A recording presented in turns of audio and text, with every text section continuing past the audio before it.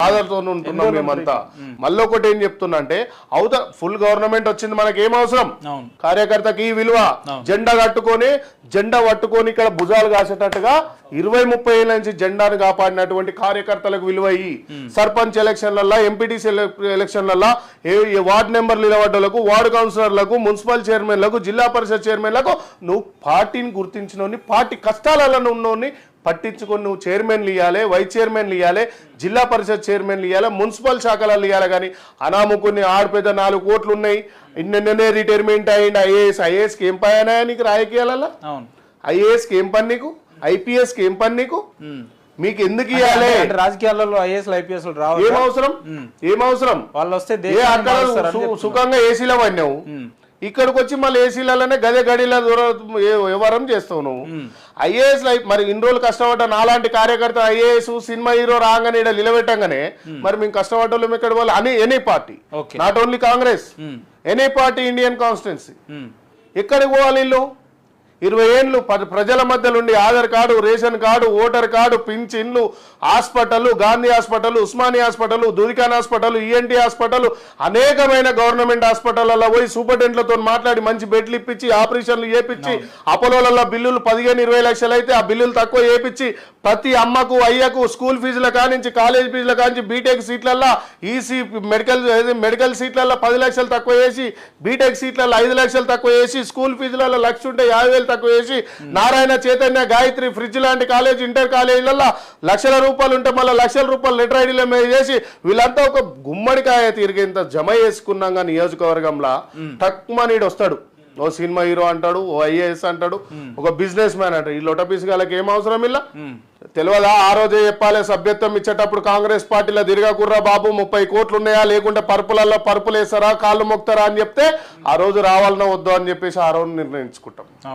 బాధతో చెప్తున్నా, Congress original cadre చెప్తున్నా, ఇది వచ్చిపోయే సౌటగాళ్లకు, సన్నాసులకు, ఎలవనా కొడుకులకు కాదు. ఇలా మా సీనియర్ కాంగ్రెస్ లో ఒకటి అడగాలనుకుంటున్నా నేను, ఏం చేస్తున్నారు మీరు? అంతకుముందు మాట్లాడిన మాటలు ఇవ్వాల లేవు, మీ మంచి వ్యక్తులు ఉండొచ్చు, కానీ నువ్వేం చేస్తున్నావు కార్యకర్తలకు? నువ్వు డబ్బులు ఇవ్వమంటలేం, మేము బ్రోకర్లం అయితామంటలేం, మేము ఉసుక దందాలు చేస్తామంటలేం, మీ ఇండ్ల మీద వసూలు చేస్తామంటలేం. మమ్మల్ని గుర్తించు, ఇంటికి వచ్చినప్పుడు ఏమయ్యా బాగున్నావా, ఒరిజినల్ కాంగ్రెస్ నువ్వు 10-20 ఏళ్ళ నుంచి కష్టపడ్డావు, దా పక్క కూర్చోండి. కాంగ్రెస్ లో కార్యకర్తల కరువు తక్కువైందంటారా? 100% తక్కువైంది. ఏడా విలువ ఉంది? ఏఐసిసి కమిటీలు ఎంతమంది ఉన్నారో తెలుసా? కాంగ్రెస్ పార్టీ గొప్పది, సిద్ధాంతాలు అమలైతలేవని చెప్పి. ఆ రోజు ఎప్పుడు వస్తుంది అంటారు అమలయ్యే రోజు? నాలాంటోడు అయినప్పుడు వస్తుంది, నీలాంటోని కూడా లైఫ్ వస్తుంది. అంబర్పేట శ్రీనివాస్ యాదవ్ అనే వ్యక్తికి పొద్దున టికెట్ అనౌన్స్ చేసి మళ్ళీ సాయంత్రం వాపస్ తీసుకోవడం వెనుక ఉన్న అంతరం ఏంటంటే కుల్లాగా ఏం చెప్తారన్న మీరు? అదే నువ్వు చెప్పినావు కదా, కాళ్ళు మొక్కకుంటే ఇట్లనే ఉంటారు అని చెప్పేసి. మేము పీజీఆర్ లాగా బతకాలనుకుంటున్నాం అంతే. ఇప్పుడున్న నాయకులంతా ఎవరు మాకు సంబంధం లేని విషయం, మేము ముఖేష్ గౌడ్ లెక్క బతకాలనుకుంటాం. మాకు మా అంజన్ కుమార్ యాదవ్ ఇట్లానే ఉంటే రాబోయే రోజుల్లో అవకాశాలు ఇంకా రాకపోవచ్చు, మరి అప్పుడు ఎట్లా? పార్టీ టికెట్ ఇవ్వకపోవచ్చు, కానీ జనాల అభిమానం తగ్గదు కదా సేవ చేసిన రోజు.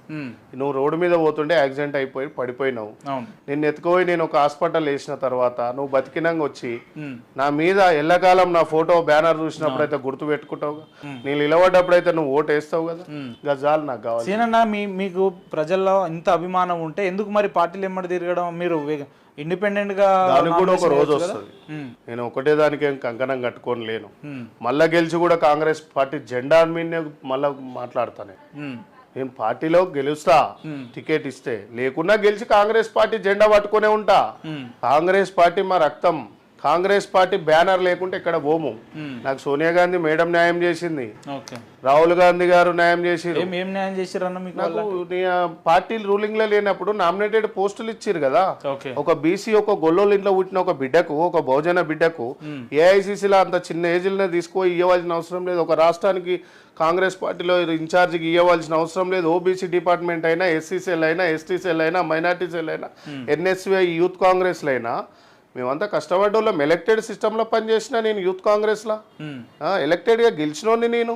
ఓకే. ప్రతి కొన్నేళ్ల నుంచి యూత్ కాంగ్రెస్ స్టూడెంట్ లీడర్ నుంచి వచ్చినోని. ఏదో సాదా బైరామలో వచ్చినట్టు మార్కెట్లో దొరికిన కొత్తిమీర కట్టని కాదు కదా. 100% మీకు వలస వచ్చిన కాంగ్రెస్ వాదులకు కొంత వ్యత్యాసం ఉంటదంటారా? ఎవ్వనుకుండదు. మేము బరాబర్ కూర్చుంటాం గిట్లనే. గాంధీ భవన్లో అయినా, సోనియా గాంధీ మేడం ముందడైనా, రాహుల్ గాంధీ గారి ముందడైనా. ఎందుకంటే సాయం కాంగ్రెస్ కార్యకర్త అని చెప్పి కూర్చుంటాం. మీ లెక్క పోయి ఈ పార్టీలో తిట్టి ఆ పార్టీలో సంపాదించుకొని ఇట్లా తిరిగేటోళ్ళం కాదు. కొంద కాంగ్రెస్ పార్టీకి ఉన్న ఒరిజినల్ కార్యకర్తకు ఉన్న హక్కు ఇది. ఎందుకంటే అమ్మనాయన 4 పిల్లల్ని కన్నప్పుడు ఆస్తిల బరాబర్ భాగం ఉంటుంది. కొట్లాడతాం, టికెట్ తెచ్చుకుంటాం. అన్న మీరు ఇందా మాట్లాడినట్టు మేము కాంగ్రెస్ పార్టీ అంటే కోసుకునేంత అభిమానం ఉంది మాకు అని అన్నారు కదా. అంత అభిమానం ఉన్న వ్యక్తికి టికెట్ ఇచ్చి మళ్ళీ తీసుకోవడం ఎంతవరకు కరెక్ట్ అంటారు? అది మీరు చెప్పాలి, మీడియా మిత్రులు ప్రజానికని చెప్పాలి. నా బాధ నేను బాధపడ్డా. నా కార్యకర్తలు 1000 మంది ఏడ్చిరు నా దగ్గరకు వచ్చి. ఓ డిస్టిక్లలో కూడా నేను V6లో వచ్చిన వీడియోలు కూడా వినిపిస్తా నీకు. ఓ ముసలాయన అంటుంటాడు ఆడే గెలిచాడు సీన్ గారు ఇండిపెండెంట్ ఇస్తే. సరే మళ్ళా కూడా ఫిర్బీ పార్టీ కట్టుబాటు పడ్డా. ఎమ్మెల్యే ఎలక్షన్ల కంటే ఎంపీ ఎలక్షన్ల నాగేందర్ అన్న కష్టపడితే మన 14,500 ఓట్లు పడ్డాయి నా డివిజన్ లా. సీనియర్ నేను మీ ఇంటర్వ్యూకి వస్తే మీ లోకల్ నియోజకవర్గంలో ఒక అభ్యర్థికి ఒక నా తెలిసిన మిత్రుడు ఉంటే ఫోన్ చేసిన, ఇట్లా సీనన్న ఇంటర్వ్యూకి వెళ్తున్నా మరేం సంగతి అది అని మాట్లాడితే, ఆయన సీనన్న చాలా ముక్కుసూటి మనిషి, ఎవరికి భయపడాడు అది ఇదేదో. ఇంటర్వ్యూలల్లా ఏం చేస్తారంటే పొగుడుతారు, మా అన్న మంచోడు, మా అన్న మంచోడు, ఆ అన్న మంచోడు అని. నేను పార్టీ మంచిదని చెప్తున్నా, ఏ అన్న మంచోడు అని చెప్తలేను. అన్న మంచోడా చెడ్డోలో ప్రజలు నిర్ణయిస్తారు. కొడితే చంద్రబాబు నాయుడు 25 సీట్లకు పోయిండు 2018-19లో. మళ్ళా కొడితే జగన్మోహన్ రెడ్డి 2029లో 11-12 సీట్లకు వచ్చిండు. రేపు ఆ కొట్టుడు తెలంగాణలో లేకుండా కేసీఆర్ని కొట్టినట్టు మనం కొట్టకుండా కార్యకర్తల్ని ప్రజలను బాగా చేయమని చెప్తున్నారు.